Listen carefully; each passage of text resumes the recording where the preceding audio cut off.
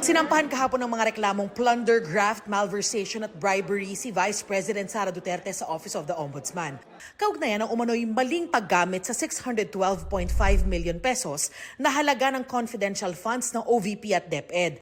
Lumabas din ang isang notaryadong salaysay ni Ramil Madriaga na nagtrabaho raw siya para sa bise at sa kanyang amang si dating Pangulong Rodrigo Duterte bilang civilian intelligence agent. Naging tagahatid pa raw siya ni VP Sara ng milyon-milyong cash para sa iba't ibang tao sa iba't ibang lugar. Ayon sa abogado ni Madriaga, may pagkakataon daw na mismong ang dating Pangulo at ang VP ang nakakausap niya. Merong time na si VP Sara, sa recollection ko, naihatid yung pera. Meron time naman na si former President Duterte, na nung pagkatapos niya magatid ng 1 billion, tinawagan siya to confirm na okay na-receive na ng mga tao yung pera. Something like that. May inilabas ding litrato si Madriaga na magpapatunay umano na dikit siya sa pamilya Duterte.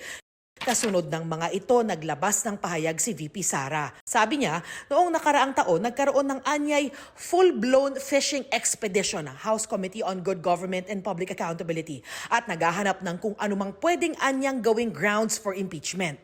Ngayon, may isa na naman anyang fishing expedition at pilit anyang ginagawang sandata ang anumang paratang na maaaring imbentuhin para anyay magmukhang may proseso at lehitimo ang isang investigasyon. Walang binanggit ang bise kung ano mismo ang kanyang tinutukoy na bagong fishing expedition sa kanyang pahayag. Hinikayat niya ang lahat na maging mapanuri at huwag daw basta-basta magpapadala sa mga paninira.